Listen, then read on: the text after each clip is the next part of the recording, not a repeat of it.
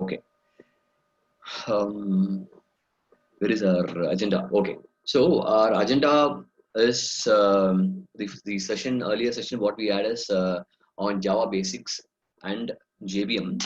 I know we left one or two other day because of the time constraint, and it got extended a bit.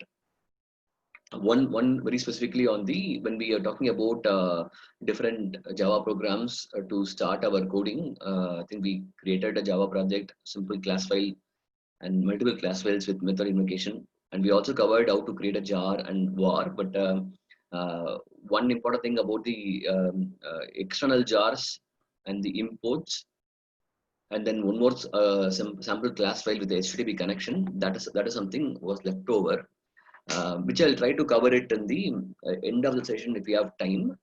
Let me go with the flow. Okay. So as per the agenda, the Java basics and JVM was covered on Friday, and we are going to start with the different performance issues that we going to uncover during our project time. And one of the problem statement is the response time analysis or response time issue, right? So that is where we are going to start. Exactly what we are going to cover here is, say for example, if you are in a project, there's a new application that is getting developed, and as we talked earlier, right, we are going to engage as a performance engineer. We are going to engage in the early in the life cycle. So when I say early in the life cycle, one is going to be your requirement and design. That is more into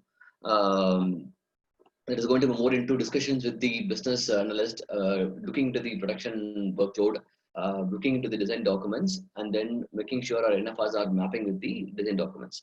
That is at the architecture level.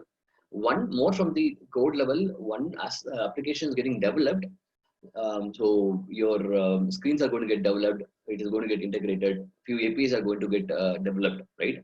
And rather, so one maybe developer might give you the problem statement, or we proactively engage and then take their application, take their model which is completed, and we start looking into the performance aspect.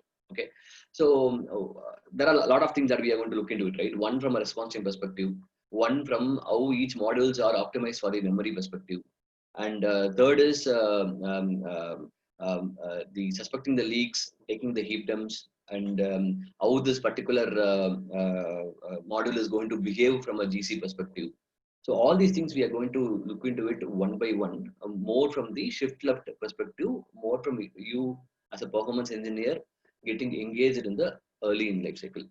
And then when you move on to the load testing aspect, then you will still face a lot of other problems, like still response time could be slow because of your other thread issue, synchronization issue. So those things we will cover when we complete our initial analysis of response time, memory. So idea is to make sure each and every module is optimized, so that when we go into load test, you will rather face other problems that are related to the concurrency or the threads or synchronization. So our aim of performance engineer is to arrest the problem at the code level, arrest the problem at the individual module level, individual SQL level, so that they don't compound when you're going to do a load testing. So what will happen is, without fixing all these problems, when we go to a load test, rather than looking into your web server configurations or your problem with the concurrency, we will rather spend time in even a particular method level or a particular object level problems. We don't want to, even developers or even we don't want to look into those problems at the low test level. Okay. So idea is to, for this week, we will focus on more from a single user profiling at a shift left, and that is how it is going to be applicable in the project as well. People going to engage performance engineer the early stage because of making sure our code, their code is optimized to have less defects in the testing phase. Okay, so with that, I'll move to the my original slide. So, Okay, Prem, actually, Lalit this side. highlight. So, Prem, actually, whenever we are going for the NFR, so everybody asks us what is benchmarking and what is baselining. So, it's a part of requirement gathering phase, or somewhere else we do that. So, okay, the benchmarking, baselining, I'll talk about in the non-functional requirement session. But to just to give you the answer on benchmark and baselining, right? That is going to happen at the various stages. Okay, so the benchmark and baseline, it is more about um, uh, getting the response time or getting even a CPU memory baseline at every point of your analysis. So it could be initially, right? See if the application is already there in production, which means already you might have the baseline numbers for all your critical transactions. So if you are just getting engaged and there are no document available, then getting the statistics from the production is going to be first part of the baseline. And then obviously your production and performance environment are going to be different. So it is always good to run a load test or any performance test to get the baseline or benchmark numbers out of the load test itself by running a couple of rounds of load test. Or third is see from my NFR, we are going to collect the SLA from different teams, SLA from architect, SLA from the business analyst. So they will give numbers of 3 seconds, 2 seconds. When you go and talk to architects, they know how the code is going to work, how the components are being integrated. And if we should have got a chance at the design stage, we ourselves would have also know how complex the architecture is going to be, and together, along with the architects and the business analysts, we are going to define these SLAs. So once we define the SLAs, the baselining or the benchmarking will happen at different stage. As I said, it could be from the production statistics. It could be ourselves running few tests and having this as a benchmark. But if it is going to be greenfield implementation, if it's going to be a new application that is going to get developed, then we obviously at the single user performance level, right? So we will take the baseline for a single JVM running a single user. We are going to get this number, and that is where we are going to do the profiling and then optimize it. Okay, and then when we move forward, before we run a full-fledged load test, we might be running all the functionalities together with a low volume 5 user 10 user test, and then get the numbers. And then once so getting a benchmark before profiling all these various layers and tuning your various JVM settings, it is not going to be actual baseline. It's always going to be a moving kind of a number, right? Today it could be 5 seconds or 10 seconds, and tomorrow, once you have your properly tuned application, then we'll take a benchmark. From there, those number can stay as a one proper benchmark value.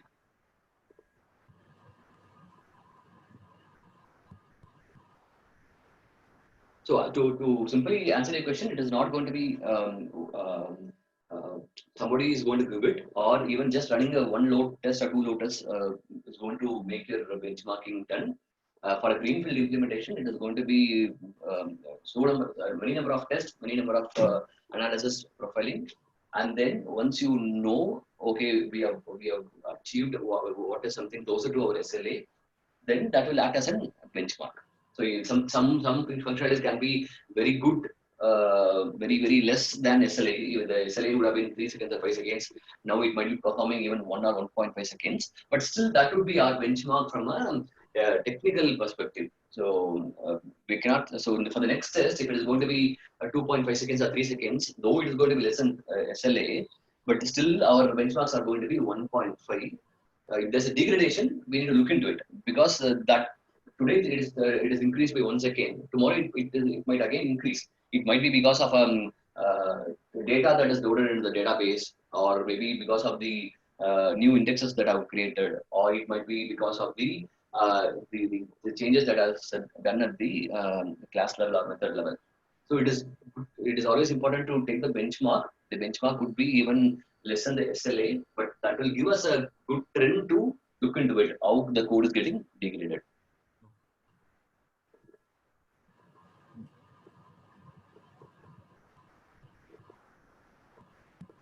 Did it answer your question? Yes, Is yeah, it? yeah, yes, Prem, Lalit. Yeah, Yeah. Okay. yeah. Thank you. Thank you. Fine. So let's move on to this session, right?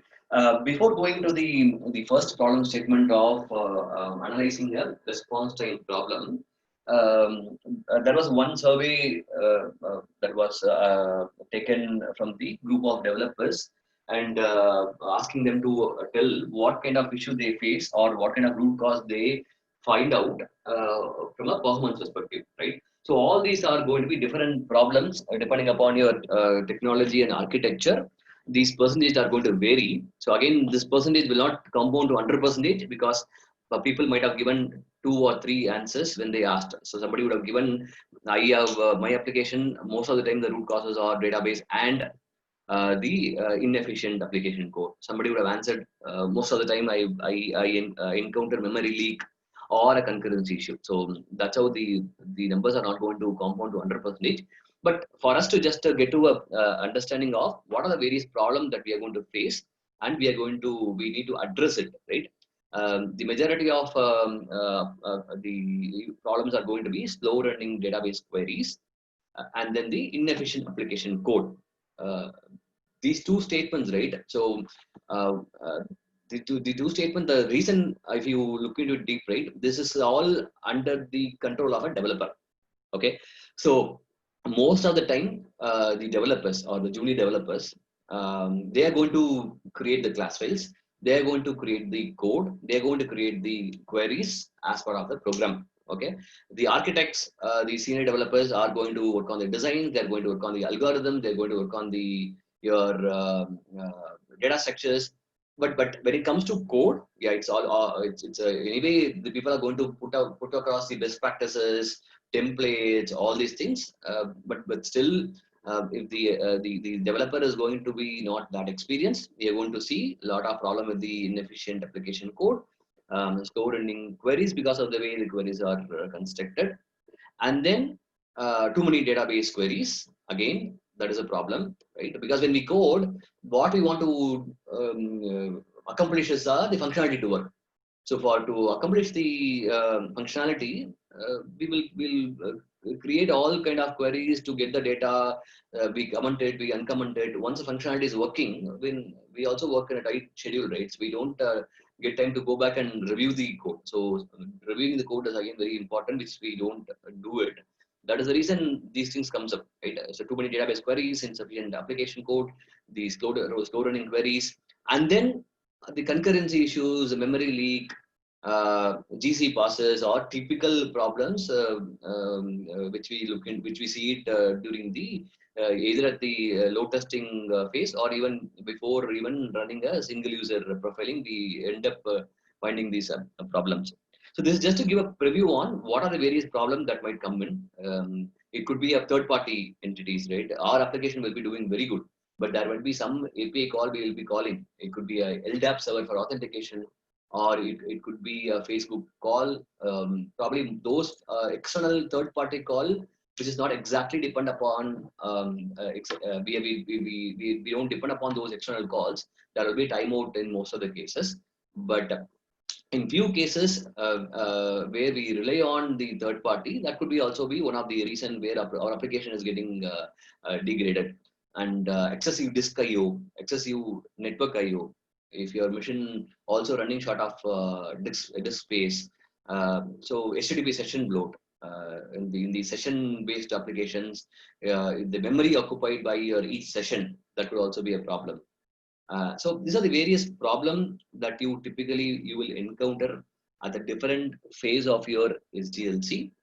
And the one which we are going to look at today or probably this week, it is more from the initial profiling or a single user profiling, where the application is not now ready for load testing. You don't have the performance environment for you to go and do a load testing. But our objective is to get into the early in the life cycle, work with the developers, take their module, deploy it to our own simple single environment, one with the one JVM, one node of a database, and run it for one user or two user, and then find out problems. And when we are trying to find out a problem, obviously there has to be an SLA which we will refer to go and see how severe the problem is. Okay. So with this, we will start. Okay, this again the where it is going to fit us the one I highlighted, right? The code profiling and method hotspot is what we are going to look into it today. So there are a couple of aspects, right? One, directly going to the part of say, okay, I have a response time problem, I'm going to do it, okay, and I'm going to use a tool, I'm going to observe the entries in the tool, I'm going to analyze, and I'm going to share the recommendation to the developer. But when it comes to say interview, or when it comes to the applicability of these analysis, very important. When are you going to apply it? Why are you going to apply it? So those are the typical question that is going to come out of, during interview as well, or even when you are going to work in a team, you want to know exactly when we are going to apply it. Right? So that is the reason I want to spend a minute or two or 5 minutes on setting this context before jumping onto a tool or a problem. So today we are going to look into two problem statements. Okay.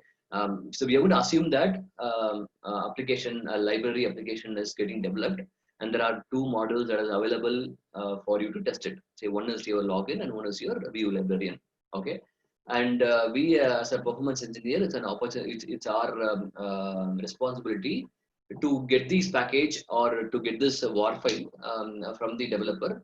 And we might have our own mission where we have our own server where we can deploy it, or you might have asked the program management team to give you a dedicated server where you have installed the required Java version, the Eclipse, the Tomcat, and tools like JVisual VM, tools like JProfiler, and then you will deploy the WAR file that you will be getting from the developer. So that's a minimum environment which you need for you to do the profiling. So you would need, ideally, you would need a one VM where you will just run the code.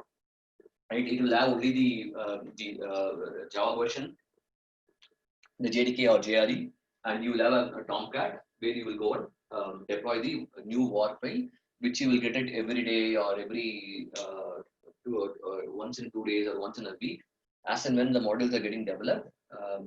You can get it from the development team and you can go to deploy it.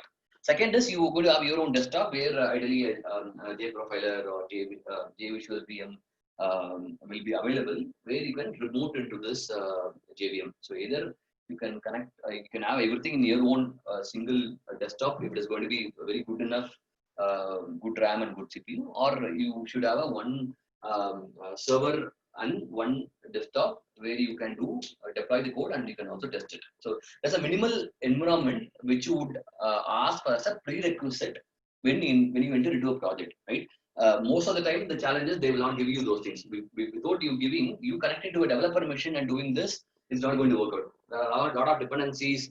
This development machine might be running a short of memory, CPU. You might be running a lot of software as a developer. You might be running a lot of software in this machine. Getting this time to do the profiling and all, it's going to be very, very tedious.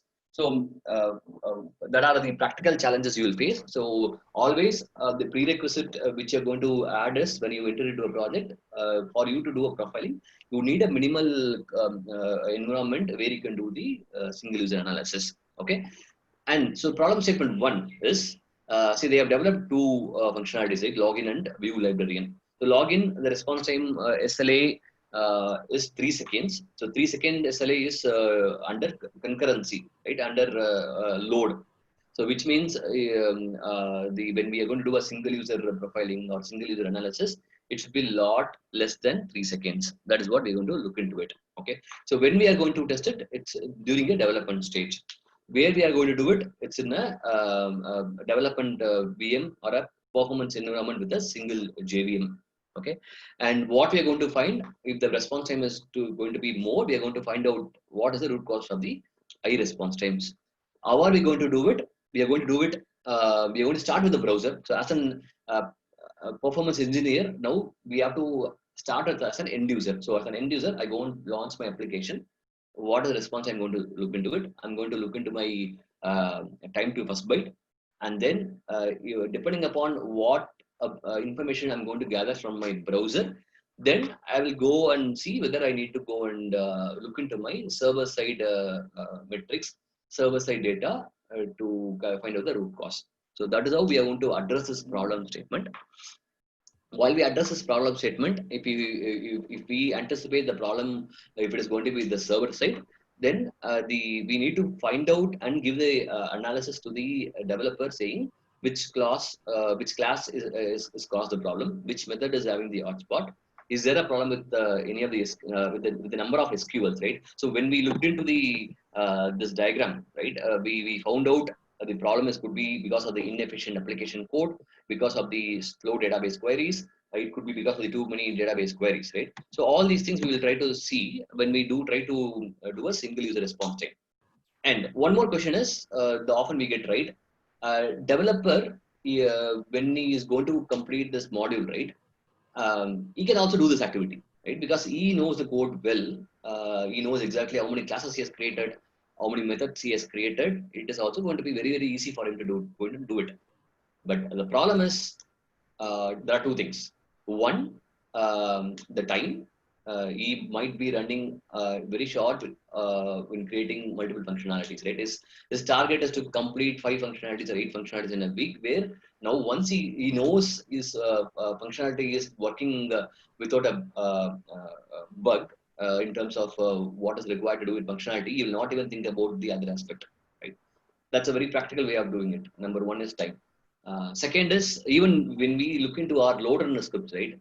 I don't know how often we go and review it. We'll not get time. We'll end up getting only 1 week or 2 week for us to go and create a LoadRunner scripts or Jmeter scripts.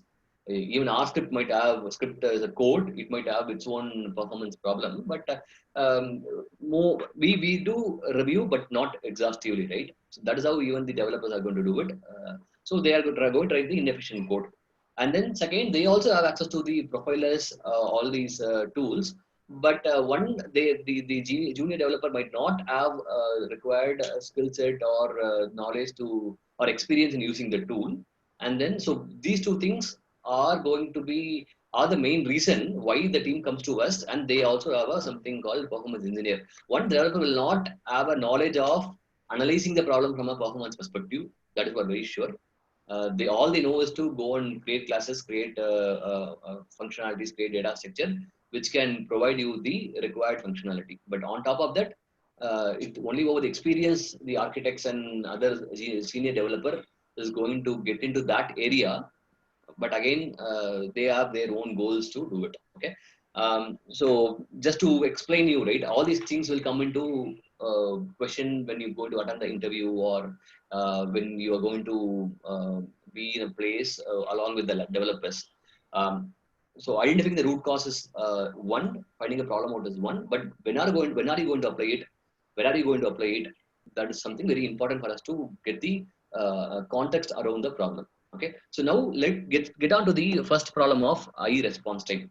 Okay, Yeah, let me Prem, hope. before Yeah, proceed, I have a question. So, the fifth column says how we will analyze the problem is a browser response time. So, basically, how we will analyze the browser response time means we have to manually execute it on the browser, and then we have to analyze when we receive the first byte. correct. It is a single user response time, right? Mhm. Which means, so if it is going to be an HTML page, yes, you want to load it in the browser. If it is going to be an, there are 5, 10 APIs, there are REST APIs that are developed, then you can use the tool like your Postman to evaluate the APIs. So first thing we need to understand whether is it really a server problem, okay? Or it could be a problem at the client side, some JavaScript taking some time, or time taking to render it, or there's a third party call. So for you to even jump onto your server side profiling, you need to look into the browser. So launch it manually, and then look into your waterfall chart, and then say if you see a problem with the time to first byte for an HTML page, or if there's a time to first byte for any of the Ajax call, XHR calls, or normally those CSS, JS kind of resources, the problem could be, actually I'm going to explain the client side analysis as a separate session, maybe in the fourth or fifth anyway. But to answer the question, yes, where I will start, I'll always go to start as an end user, right? From there, I will anticipate problems. My anticipation could be the problem could be in the browser itself, or is it on the server side? Now, when I know it is going to be on server side, then I'm going to see what I'm going to how am I going to approach it. Okay, even from the manually also, I mean, just one occurrence is not going to be a good sample set, right? I will clear my cache, hit it for 3 or 4 times. That's how I'm going to go step by step. So yes, manually hitting it in the browser, looking into the response time, looking into the waterfall chart is what we will start the analysis. So all of these things will be done on a tester's system, or it will be on a dedicated environment. Uh, See, ideally, when you do a testing, right, for the single user analysis, I'm saying, yes. it is always good to remove all other variants like your network or network latency, SSL connections, all these things. Which means when you write your prerequisite, we are going to get a dedicated VM where you're going to deploy the application, right?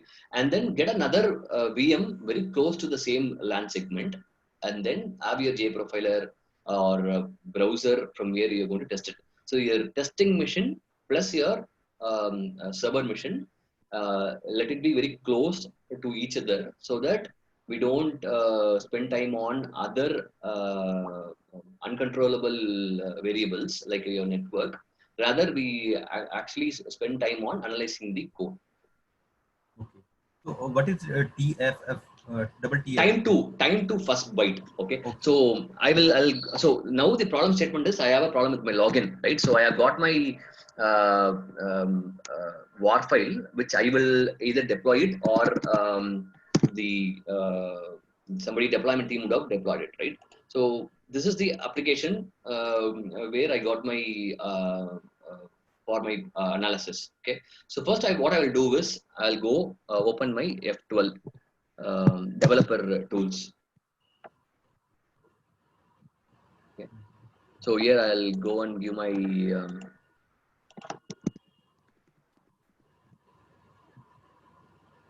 and then I'll hit the login.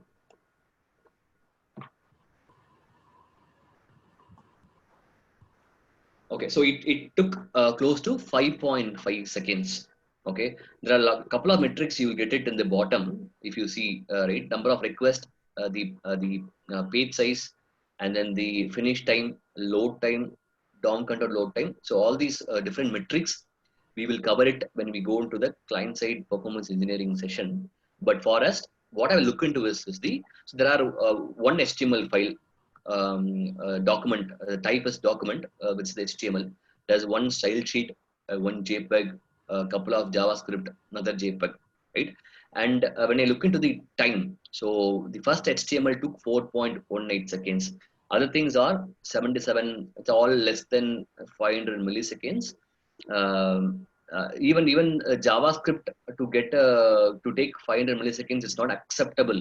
But we'll look into it when we come into the client side engineering. Okay, but the 90% of the time is spent on the initial document for me to render the first HTML page. And then when I look into the first HTML page, okay, and when you look into the waterfall chart, right? Now you look into a couple of metrics. One is the queuing. Queuing is nothing but the browser trying to send the connection to the server, which didn't took a lot of time, 3.51 milliseconds, and there's some stalling in my browser, 10 milliseconds, and request is sent in 0.16 milliseconds, and then time to first byte. So which means my browser is waiting for my first byte to arrive, which took 4.15 second. Okay. Um, See, under if the network is very bad, right? Your bandwidth is very bad, and maybe or some problem with your network provider itself. You might see this network time also be combined with the time to first byte, okay, because of the some unknown reason. But 99% of the time, when I go to repeat the test, right, what I'll do is I'll go and disable my cache. So I'll disable my cache, and then I'm going to reload it. Rather, I'll go and again do this activity again. Okay, I'll clear this. Okay, and I'm again going to do this, right? So this is how I'm going to do it. First time I saw it's around 5 seconds, 4.5 seconds. I will again repeat it to see is it really a problem, right? I don't want to end up problem with resolving a problem which is not at all there. Okay, so I wanted to repeat a couple of times to get a good sample size. Now again, I'm seeing the same kind of behavior where 4.29 seconds, a load time of 5.5 seconds, and if I look into the waterfall chart, it says majority of time is spent on the time to first byte. Okay, so this probably I'll continue doing for 3 or 4 times for sure. Before I am saying yes, the response time is more than SLA. The response time is 4 seconds, and it is completely with the time to first byte, which means it is a server which is taking more time, and and then I'll go and probably I'll raise a defect for this as a first thing, so that whatever work you're going to do, it is going to get accountable, right? So I'm going to say, yeah, the response time for my login is 4 seconds, and the action is going to be, since the time to first byte is the initial analysis which I did, it is showing a problem with the server side, and I'm going to now look into the server side aspect of my code. Okay, fine. So with hi. Yeah. Okay. Prem, what is this waterfall chart? I mean, Okay. for what purpose we use it? Okay.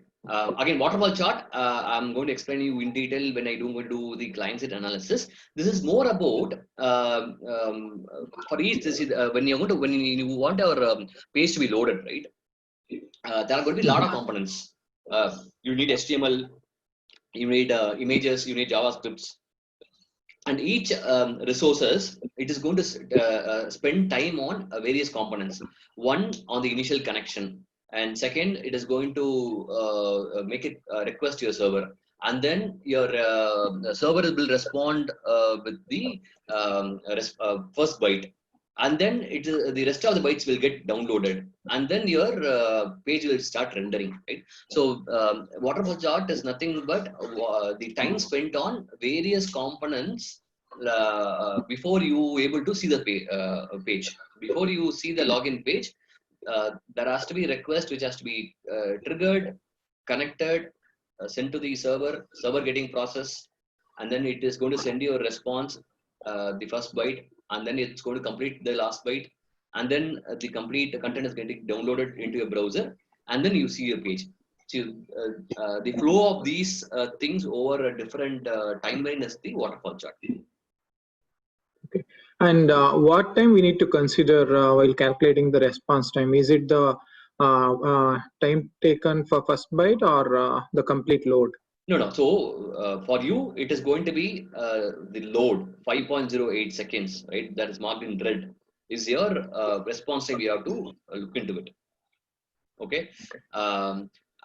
Again, so you can keep it simple like this. For now, you have to look into this load 5 seconds.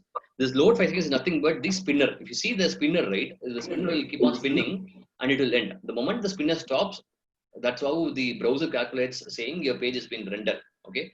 But that might be different for a single page application, or for the lot of Ajax calls which is going to happen begin the scene. So let's deal all these things from a during a client side analysis perspective.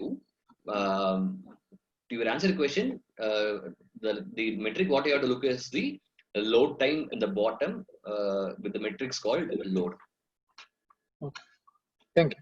Yeah, Prem, this load time will be equivalent to our response time, or we have to exclude something from this time.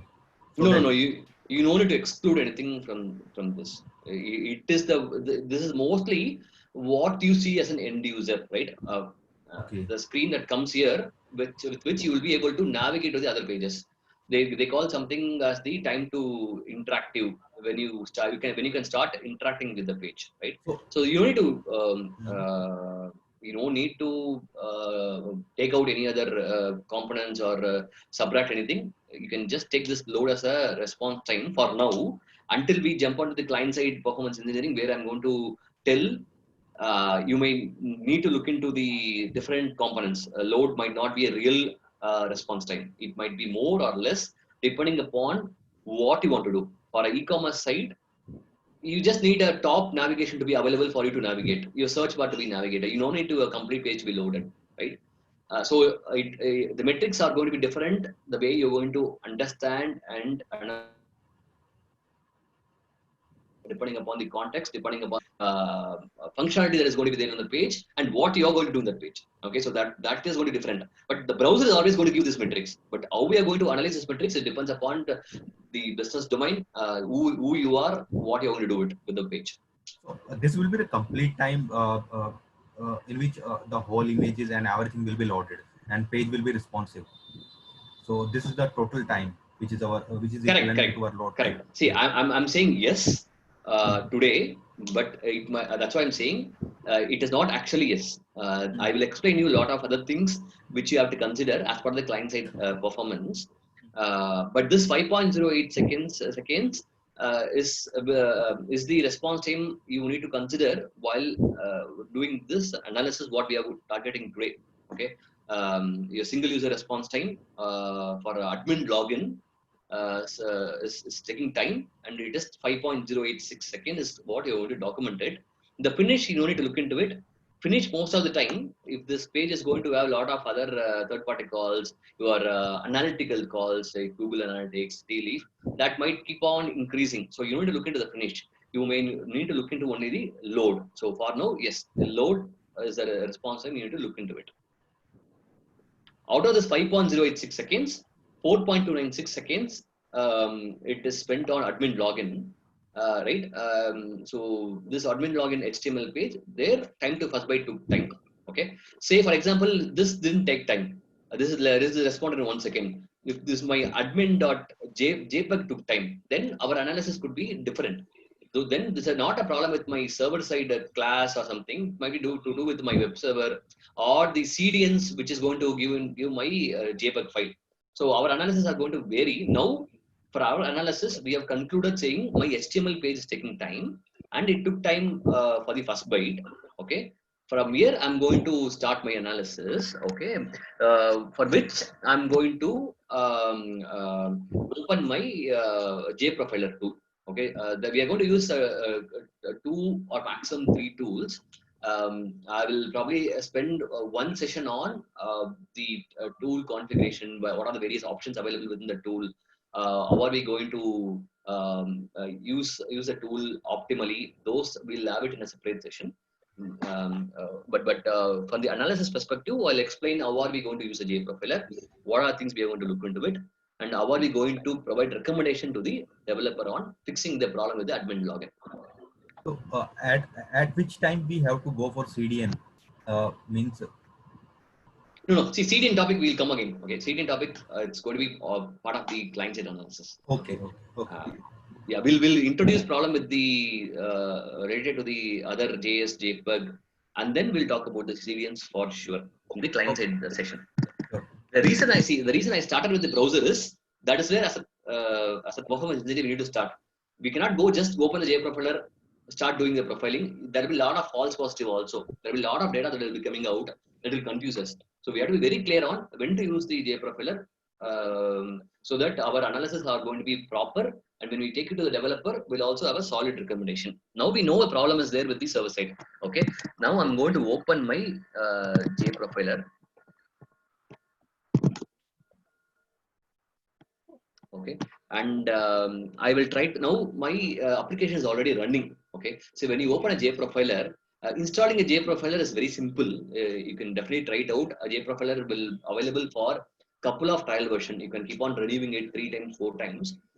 13 days trial version is always going to be available for you when you want to start fresh. Okay, and installation is very straightforward, and you just need to provide the again JDK part. All software, whatever we are going to do it, use it here. The input it would require a minimum is your JDK or JRE path, so that it can connect to your JVM directly and providing you the analysis. So that is the only input that would be requiring. So attached to a running JVM. So I'm going to attach to a running JVM. So it is going to give me the process ID. So for me, since I'm going to work on the single JVM where no other application are running, finding out a process ID is not going to be very difficult for me. So it is always going to be one process ID that is going to get listed, which is boot up. This is a Tomcat process name. Whenever you're going to deploy a code in Tomcat, always the process name is going to be your startup.bootstrap.start. Okay, so I'm just going to double click it, the start. Okay, and it is going to say evaluate mode. It is going to get connected to the JVM. Okay, there are a couple of options available here, right? I will when I want to talk about the J profiler configuration, what are we going to do it with the various options available with it. I'll talk about it. I don't want the initial sessions to be tool oriented, because tool is always going to change. Today it is J profiler. Tomorrow something will come into picture. You have Dynatrace. There are a lot of tools available, right? So going in depth of the tool, we'll still cover it, but I don't want to spend time initially. We'll rather spend quality time addressing the actual engineering aspect. Tool is always it's going to have its own features, functionalities, which is very self-explanatory most of the time. So for now, there are two options available, where the instrumentation and second is the sampling, right? So ideally, if you see it here, it says sampling is going to have a low overhead. It is ideal for finding the CPU hotspots and better accuracy for CPU times. So when it says better accuracy for CPU times, CPU time is nothing but amount of time it is taking for you to process a functionality. So for our analysis, where we now anticipate a problem with my CPU time or a response time, let's go with this. Okay, so sampling this is recommended always. And then there are a couple of settings available here. I'll go through the settings when we are going to talk about the again about the tool itself. Now for now, you don't need to change anything. Just go with the default settings. Okay, go with okay. Okay, so now before I go and reload my server, I'll just reload my server. Okay, I'll close this now. I'm going to have my plain application. So all my analysis with respect to the response time, I will do it under something called CPU views.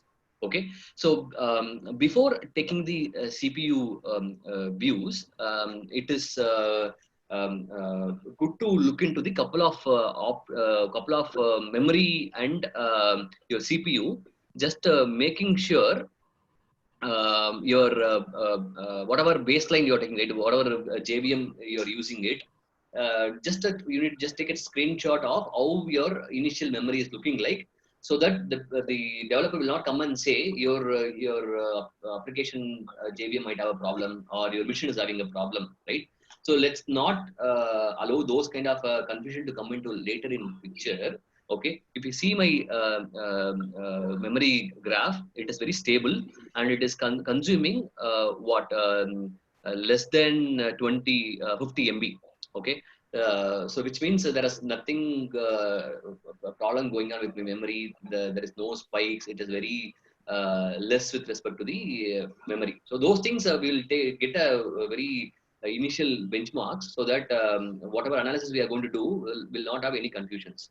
And then we'll go to the CPU views. Okay, there are a lot of options available here, right? CPUs, call tree, hotspots, call graph. You need to go and start the data collection first. Otherwise, you will not see any data. So call tree, go and start recording it. Okay, so that when you're going to do navigation, you will get all this data recorded. Okay. So, Prem, one thing. This what we are noticing is on our idle system right now. We don't have execute our application on this server. We are just analyzing the idle system performance right now. First we analyze the memory, and then now we are analyzing the CPU. Okay, so the JVM is already up and running. We have turned on the Tomcat server. The application is deployed and it started. That's why we could able to go to the home page. Okay, and the application process which is running in your JVM is what we have attached here. So the whatever you see it here, that is for our JVM. Okay, but we haven't started any processing in the UI. So that for now there is no data getting captured, right? If you want just go and refresh it, just an HTML page, you will not see any activity here. Okay, there is nothing coming here. Okay. It's just a default activities of our application. Correct. Nothing. Yeah, exactly. The JVM now the data the profiler is connected to a live JVM in which our application is running. Okay. Now I also started the my CPU related data gathering. You need to go manually do it every time. Okay. That only then you will be able to get this data. Okay. Similarly for database also, I'll start doing the recording, because if we go back to our original slide, we wanted to find out the problem. Response time is high. Server side response time is high. That's how we have found out. Now the problem could be with the class, it could be with the method, whether it could be with the third-party calls, it could be with the too many database connections, too many database queries, or it could be a particular SQL query also. Okay, so all these things for us to analyze it and find the root cause, I'll go and start all this recording. Okay, fine. So all these things are turned on now. Now I will go and start the my login. I'm going to give a login here.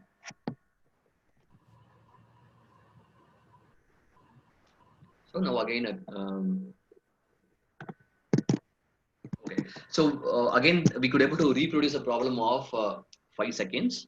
Okay, and first place where I will come here is my call tree. Okay, and thread status. If you see, there is something called runnable. We can select all states, because for you to know where the time is spent, whether the thread is running or waiting or blog or net.io, let's keep all states. Okay. Now, when you look into it, right, you saw a response time of around 5 seconds here in the load component, correct? And your time to first byte also showed something close to 4.3 or 4.1. This is exactly what I also seeing it in the J profiler. Okay, so your admin login your web component. Okay, your in the Java language, it could be a servlet. Okay, but let's not worry about what a servlet and all.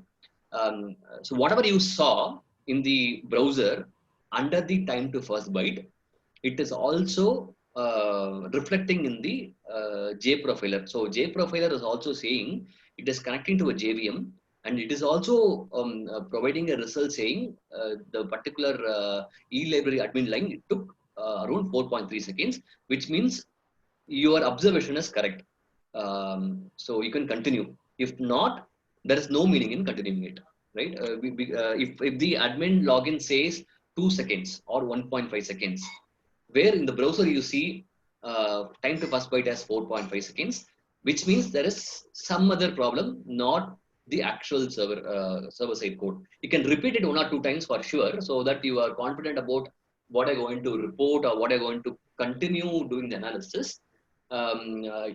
It could be a strange network behavior, right? It could be strange machine behavior. You might have to probably redo this activity again at some different point of time where your network is good, or you might have to restart your missions, restart your JVM.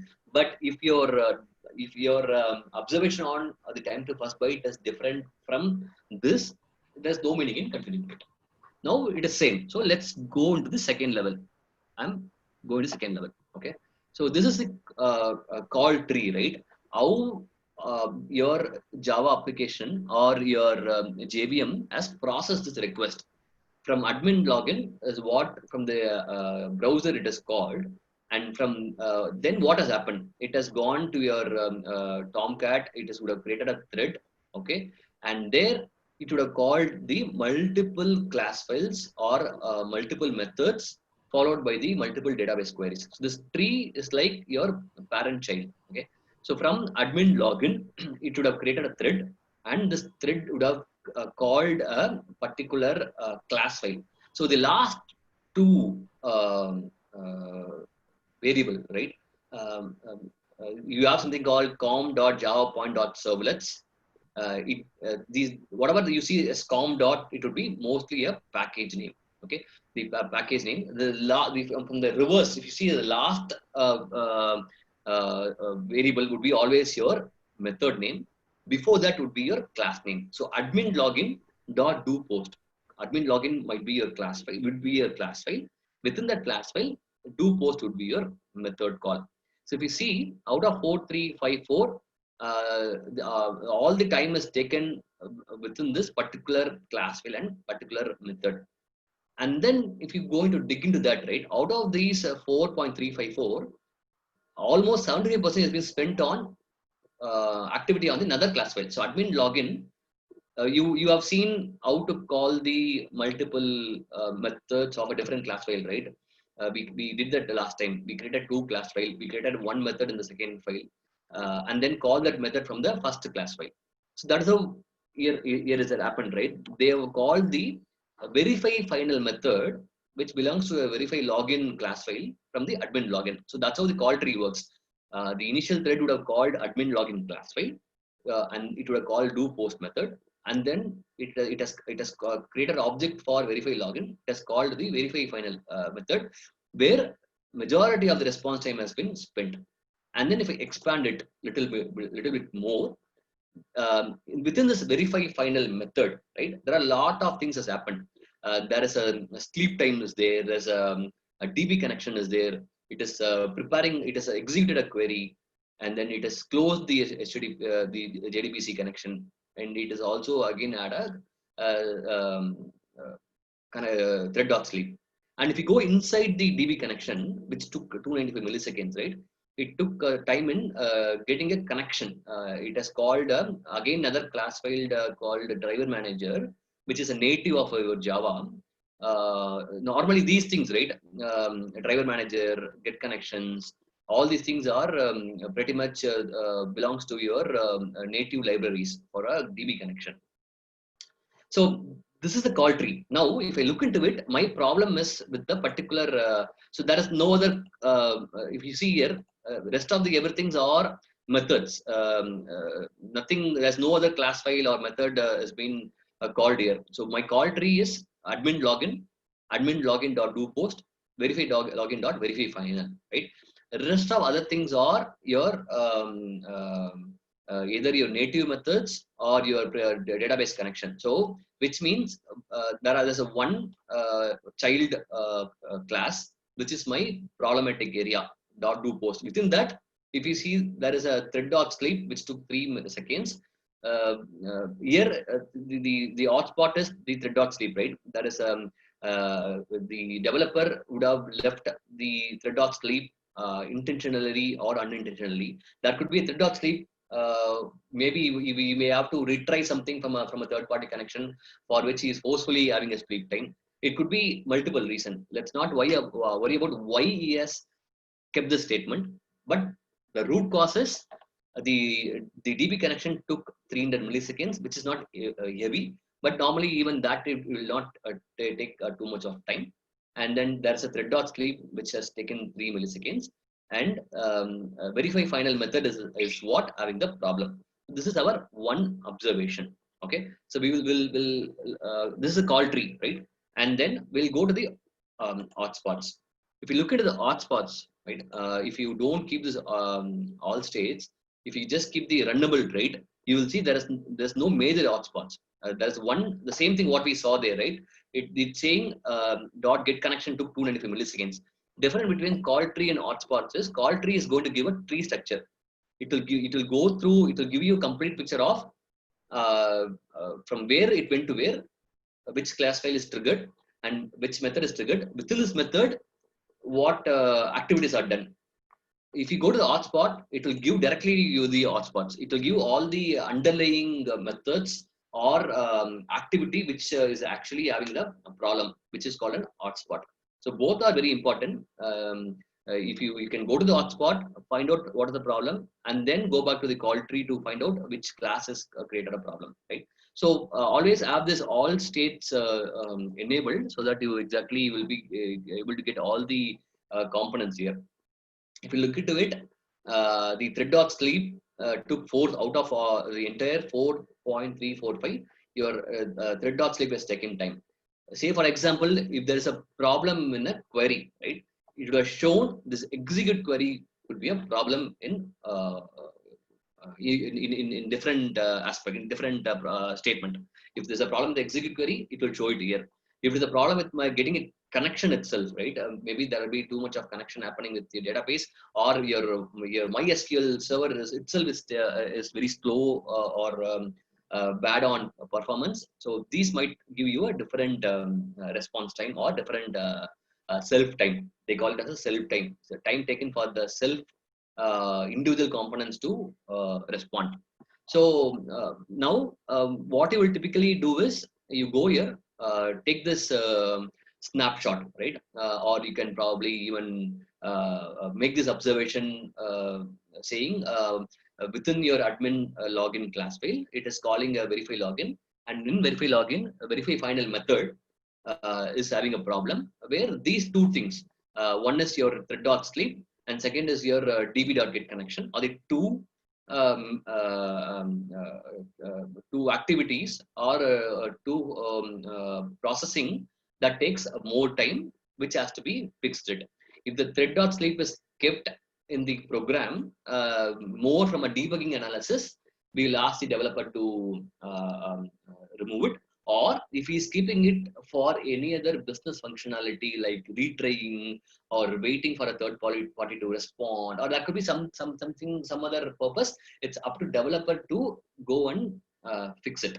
Okay, most of the time we will not get the code. Okay, and I would say 50% of the time we will not get the code. Okay, so the business functionality, right? Why they have written these statements, why they have created this kind of an query, we might not get that kind of exposure. But minimal level of root cause analysis, as a performance engineer, what we have to do is this. If you have a liberty to go into the code, yes, you can go and look into the code. You also then have to understand the reason behind the code, what is exact the low level algorithms for my login to work. That might be a LDAP connection that has to be established. That might be a third party authentication that might have to be done.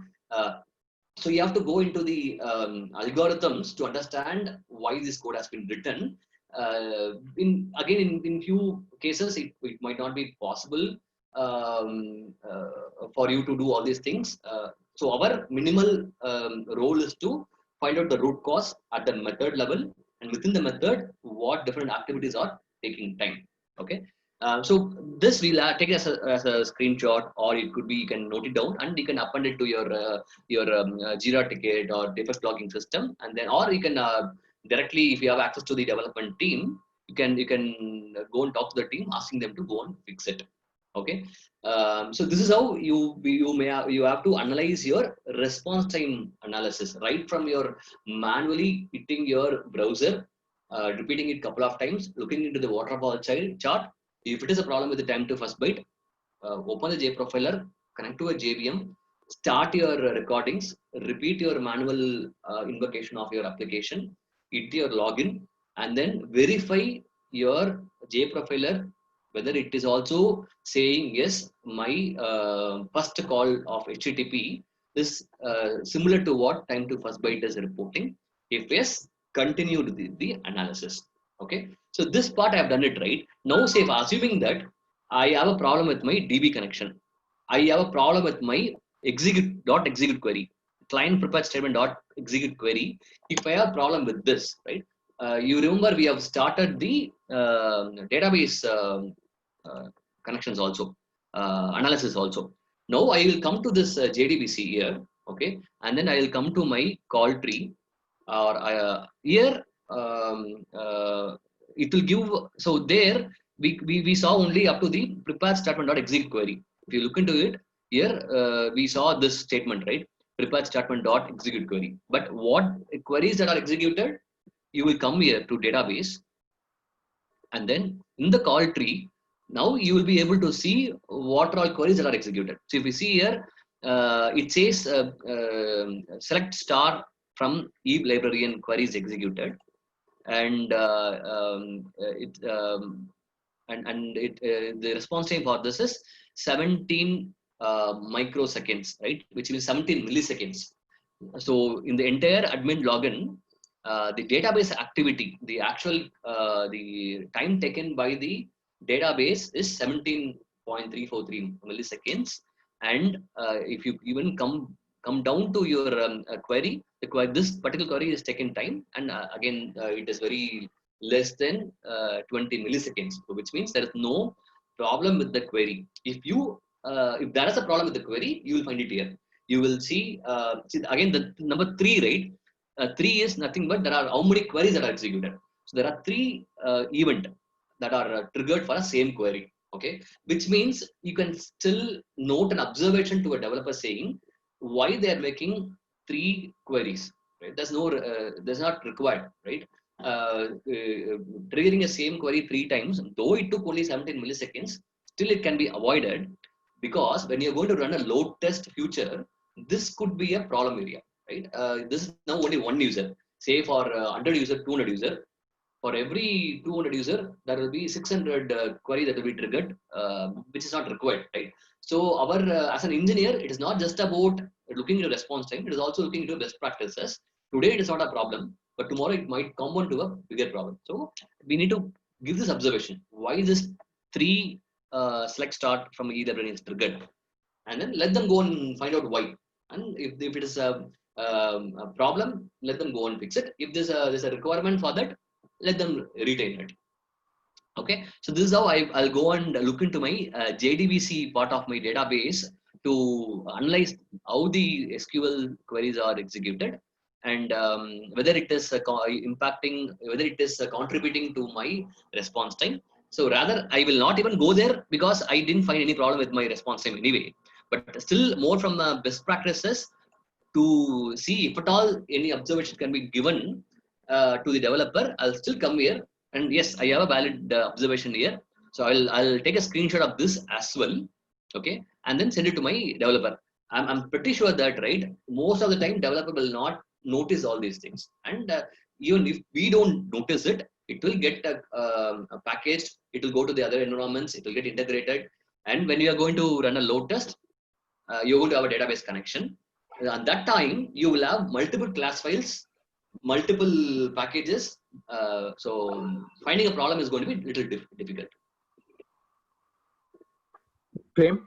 Yeah. So if you see the CPU use, the database connection is taking around 15 milliseconds, but in JDBC it is showing 17 milliseconds. Why the difference? Okay, let me go there.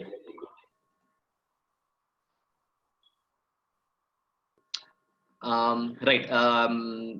15 seconds is what it is shown from a CPU perspective, but when you go into the database, it is adding 2 microseconds. Again, so obviously the actual data is going to vary. See, there are going to be different probes. Okay, the JProfiler is going to look into the JVM, and it is going to look into the various level of JVMs to gather this data. So obviously there is going to be 1 or 2, even if you even find 1 or 2 milliseconds, that is still you're going to see this deviation. Nothing is going to be very accurate when it comes to reporting of any tools to answer the question. So this deviation, it is not going to be easy to see. It might be other way around, but this time, see, the database might show 15 milliseconds, and in the CPU it might show 17 milliseconds. There, that might be some we can answer it, but this is other way around. This is something purely, I will not say bug and all, and it is some deviation which is always going to be there at the tool level. You will see it. So we prefer while talking to developer, like which value we need to consider? This is microseconds, right? You see here the problem statement is number of invocation, so we don't need to worry about it. Say rather, if the response times are going to be 300 milliseconds, so your in JDBC, if it is going to show 300 milliseconds, okay, and then there in the CPU view it is going to show only 150 milliseconds, then we cannot take it to developers. We may have to repeat it a couple of times, okay? Because 150 milliseconds at the database layer is a very huge thing. But here, the observation is more on microseconds. And that too, we are not reporting about the response time here. We are reporting about the number of invocation of the select queries. So it depends upon how much bigger deviation is. Otherwise, yeah, developer, as you said, is going to just reject this observation. So if it is going to be more than 30, 40 milliseconds, you have to repeat it, but not at the microsecond level. No, not that's not my question. So if there is a issue with the DB connection or query, so which time we need to consider and talk to developer? So for example, if you consider like CPU views and JDBC both are showing same time and maybe little bit deviation, so which one we need to consider? The one which is showing under JDBC or the one is showing under CPU views? No. So what I'm saying is, see, in the CPU view, if your DB.get connection is going to be more, okay, say if it is going to be 500 milliseconds or 800 milliseconds, and if your .execute query is going to take, say again, it is going to take 500 milliseconds or 1 second, then it's a problem, okay? And you have to take it to developer for sure if it is going to be more than 500 milliseconds for any query to get executed. And then for your troubleshooting of which query it is taking time, you're going to go to a JDBC. And in JDBC also, it is going to show pretty much same. There might be a deviation of a couple of microseconds. Okay, got it. Yeah. And why it is taking that event thing? I mean, 3 events. So it is like there are three queries executed for a same query. Same query has been executed thrice. That is what it's showing 3 event for the select start from eLibrarian. If say there are 3 different queries, then it will show 1 event for this, 1 event for some other thing, 1 event for different things. For this admin login, there are 3 queries executed, and all the 3 queries are belongs to the select start dot from eLibrarian. Okay. Yeah, and earlier you said if we are testing for single user at the performance testers machine, local machine, so if that machine doesn't have the same configuration as the original platform where the application is available, then how to deal with that issue? Okay, so we are doing a single user, right? Single user, we are going to have one single JVM. In production or in your load testing environment, you're going to have maybe 3-4 VMs. Each VMs will have multiple nodes, multiple JVMs, right? But for us, we are going to do only single user. For a single user, always single node is what preferred for you to do a profiling. So which means minimum configuration of say your 4 GB RAM and dual core is more than enough. We are not going to have any other software there. Just going to have your it is again benchmarking your single JVM, right? In typical even in a microservices world, for you to find out the capacity, you will always run a load test against one single JVM to find out where it is breaking and optimize your JVM configuration for that particular one JVM, and then you will go and run spin up the multiple JVM. Say my one JVM is now handle 300 users, 500 users. Okay, that is going to be capacity with 4 GB RAM and dual core CPU. With this configuration, I will be able to run 300 user tests without problem. Then, if the requirement is 3,000 users, you may have to go and spin up 10 JVM from same machine or different machines. Okay, that's how the benchmarking is going to work. But for you, do a single user, depending upon how heavy your application is, you no need to have a production like environment. You always need one good machine with this minimal configuration without any other services, any other application running there. So to avoid any other external noise, we'll just have our application running in a silent environment in a single JVM, and it is more than enough. So nobody will be able to question you. Even if they are going to question you, you're going to say you're just running one single user. And for that, this configuration is more than enough to find out the problems. And in the same machine, can we have more JVMs? Can we initiate more JVMs? Yeah, yes. Yeah. You can have multiple JVM listening to different ports. So one can listen to 8080, 8081, That's how your vertical scaling is going to work, right? Even in production, a single VM might have two nodes, two nodes or three nodes. But again, it is not good to scale it in that way, because again, when a server goes down, your entire all the users will be affected. So it is always going to be a combination of you having a different physical service. Within physical service, you might have two nodes or three nodes running with different ports, and each have its own separate JVM. But again, that's all more from the capacity planning, more from scalability perspective. How do you want to handle this disaster recovery? How do you want to handle the load balancing? All these things. But more from the single user perspective, always we will require a single JVM, single server, without any external noise to do the analysis. Okay. Okay. Can you show how to initiate multiple JVMs in the same machine if you get? Fine, that is something not planned, but if we have time, definitely will. I think, yeah, it is not going to take more than 5 minutes. I'll show you, I'll share you a link where it will talk about how to turn on multiple JVMs, multiple ports, making your application to listen to different ports. Okay, I'll share you some article which will show you about that. Okay, I'll note it down. So, Prem, we doing this activity for a single user on these tools. Means GA profiler, we will monitor the activity of a single user. Okay. Hello. Yeah. I'm just noting out that question so that I will not forget. Multiple ports JVM to turn on, so that I'll send that article sometime later. Okay, what is the next question? Sorry, go ahead. So, like this. So, I was asking that we are monitoring this activity for a single user. Means on a J profile, we can monitor activity for a single user.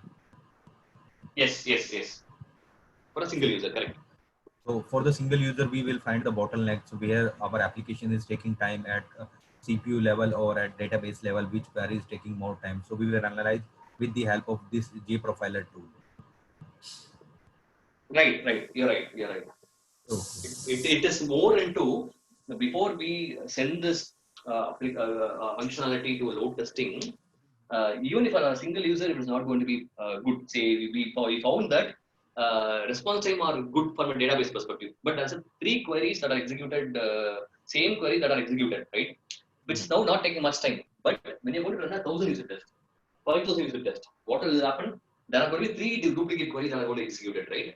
Which is going to be load on database, load on your JVM, unwanted connections, unwanted network usage, where your DB is going to be a different mission. Your application is going to be a different mission. It is going to be using your network bandwidth.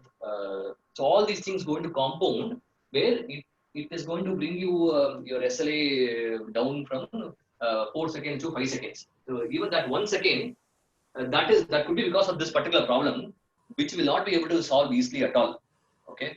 So even if you have a Dynatrace or AppDynamics in the load testing environment, that can again pinpoint you these things, right? If we don't have Dynatrace or AppDynamics, question of having those things, you will not be able to profile it, right? During load testing, you're not allowed to profile it. You cannot connect your J profiler to JVM because there are going to be 10 JVMs. You cannot connect to all these things, and you don't have Dynatrace or AppDynamics. Then you will just monitor the CPU memory.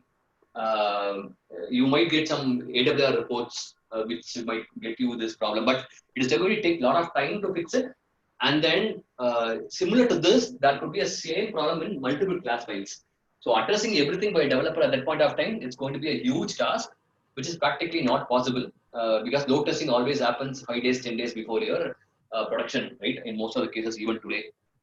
So that is how it is very important to look into every aspect. Even though the response time is also less, we need to look into the best practices to see whether we can make any optimization at the code level. Okay. So now we talked about. So again, going back to the our problem statements, right? So again, if you see here, there is something inefficient application code is there. Sleep time is there. We don't know why, but it will contribute to your inefficient application code. Too many database queries. Yes, we had too many database queries. There is no slow database queries here. What I'll do is I have a couple of more problem statements which I wanted to address. One very specific to the disk IO, and the problem could be with the third-party calls. So how the JProfiler is going to give me observations, or how it is going to help me to troubleshoot those problems, I wanted to explain it. Probably I will have what 5 more minutes. We have 10 more minutes. We have it. What we'll continue this additional. Or we can do these things. Right? Friday we can keep it for complete practical session where we can figure out all the different problem statement. We'll try to come up with a solution. So today we have seen the response time analysis, right? And I have 2 or 3 or 4 or more problem statement with a different root causes, which we can do a practicals. And tomorrow we'll start with memory. Wednesday also we'll continue with the memory, and then with the GC.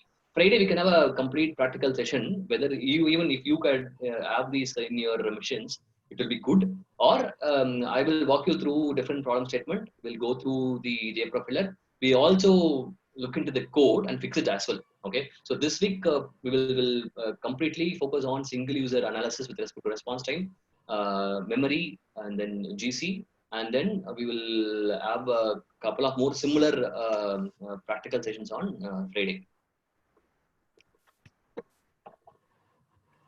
Meanwhile, those who have already registered, right? We have already sent the links to download the software. Once you have the software is ready, I will also provide you this library WAR file and code, which you can also deploy it in your Tomcat, which you can also import into the Eclipse, so that you can also have a real feel of the JProfiler. You can do hands-on whenever you get time, today or tomorrow, or even on Friday, at least on Friday, right? When we are going to have these practical sessions, you can do it in parallelly, right? That is expectation. So whoever already registered for the course, we have already sent you the links. I'll send this WAR file and the code to you, which you can deploy it in your machine. That I'll do it sometime in the afternoon or evening. Okay. If you have any other questions, probably you note it down. We can start the session tomorrow answering your question, and then we will continue with the JVM memory, and then memory related analysis. And Friday we will reserve it for practicals, where combined all these things, response time analysis, memory analysis. We will do a bit more, a lot of hands-on practical sessions.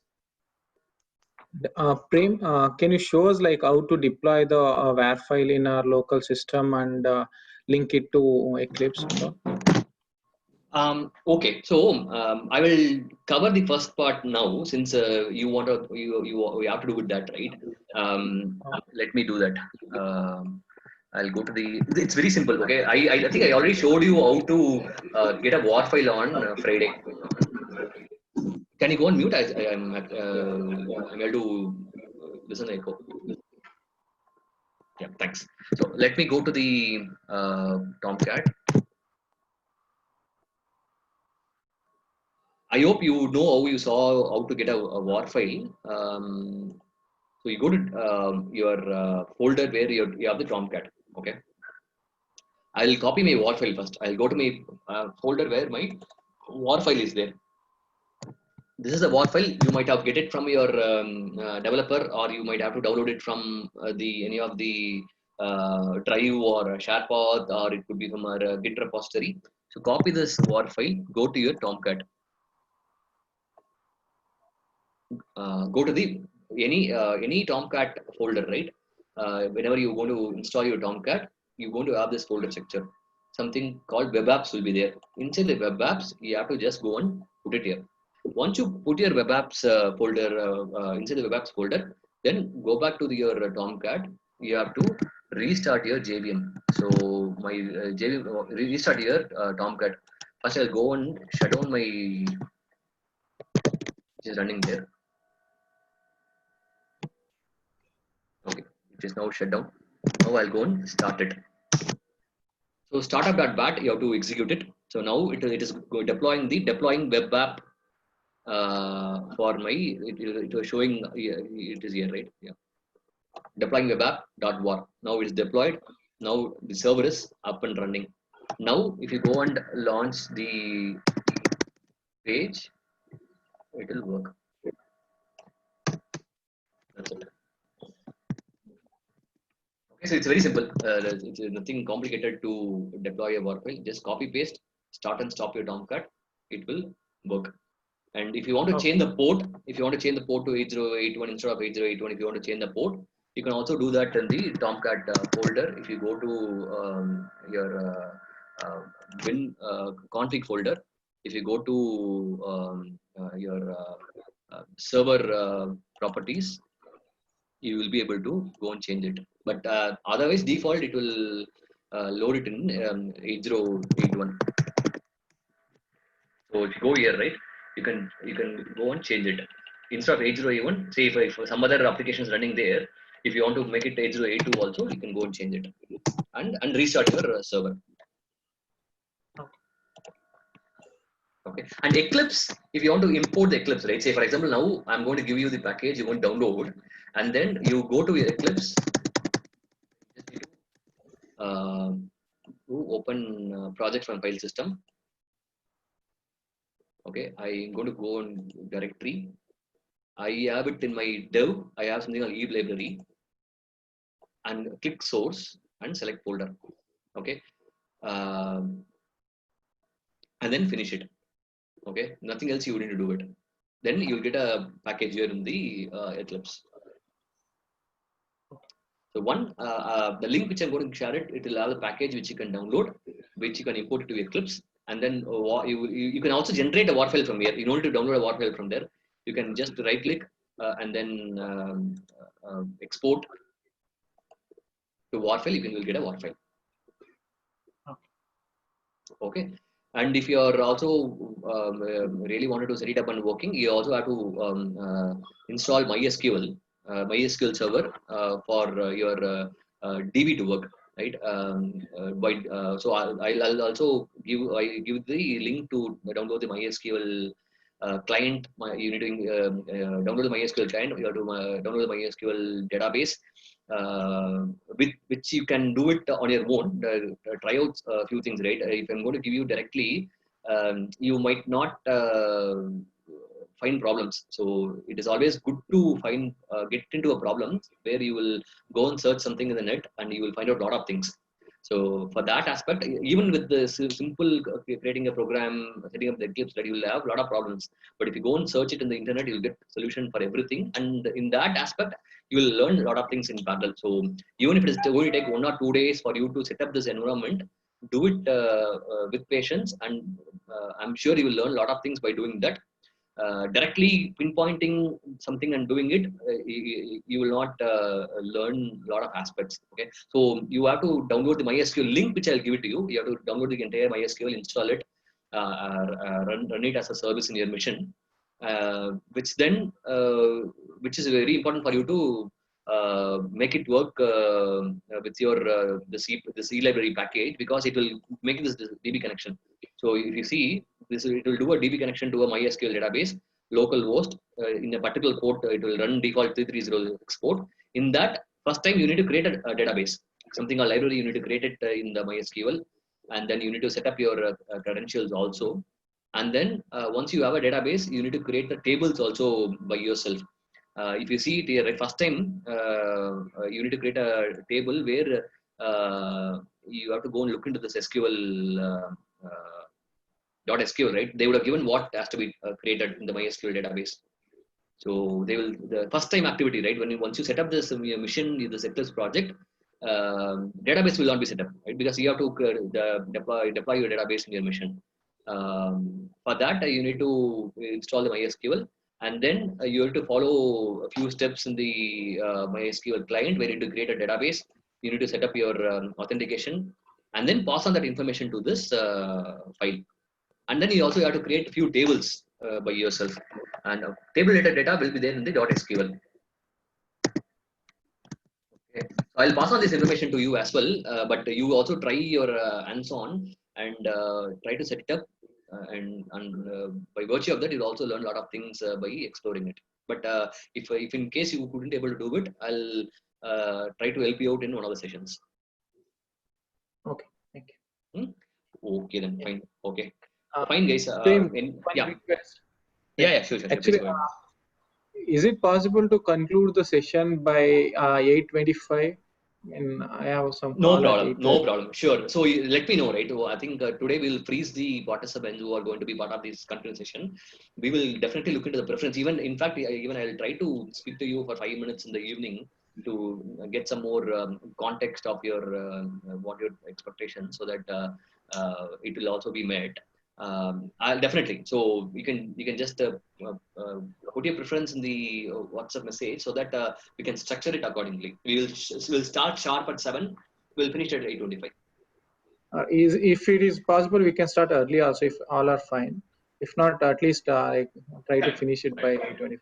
Perfect. Yeah, we'll do it. Probably whoever is going to continue the session from tomorrow, please send a message in the WhatsApp with your exact start and end time. Somebody wanted to start with, everybody's okay with starting at 6:50. I'm also fine with that. But we'll close it by 8:25 or 8:30 maximum. Okay, that's fine. Okay then. Thank you everyone. We'll meet tomorrow, and I'll also try to probably I'll check with you individually your time in the evening. I'll talk to you for 5 minutes, so that I'll also get your expectation properly. Prem, Thank you. Prem, can you please send the link to me? This war file and package. Oh, your name? Rajesh.